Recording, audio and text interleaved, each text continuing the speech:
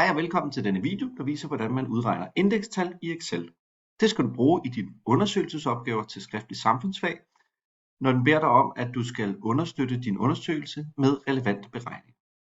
Der er 3 beregninger, man skal kunne: indekstal, procentvis stigning og procentandele.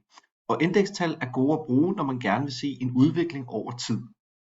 Det man gør i indeksår, det er, at man sætter sit basisår, det første år, til 100, og så regner man de andre tal i relation til det tal. Det første vi skal gøre, det er, at vi skal markere vores tabel og kopiere den. Det kan man enten gøre nedenunder eller ved siden af. Herefter sletter vi tallene i tabellen og markerer den første celle i vores nye tabel. Når man skal have Excel til at regne, starter man med at trykke lig med, og så vælger vi vores basisår, som altid er det første år, dividerer igen med basisåret og ganger med 100. Det giver os så indeks 100. Nu skal vi have Excel til at regne de andre år, og her er det vigtigt, at vi altid gerne vil dividere med det samme år, som er basisåret, og derfor så skal vi lige have sat et dollartegn.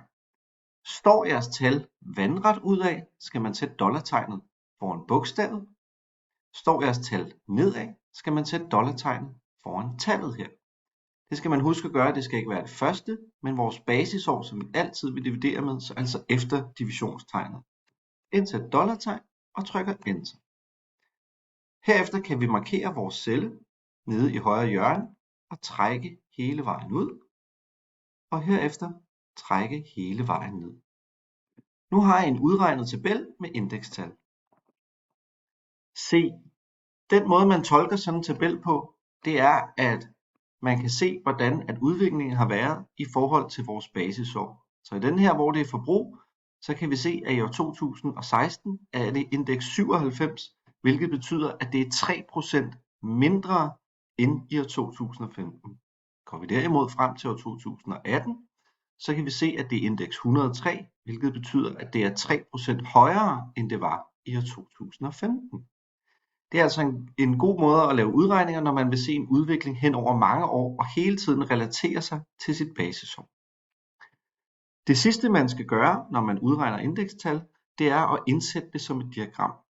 Det gør vi ved at vi markerer vores tabel, og her er det vigtigt at man får markeret også sine år og sine forskellige variabler. Så trykker vi indsæt op i toppen, trykker anbefalet diagrammer, og de vil typisk vælge en form for kurvediagram.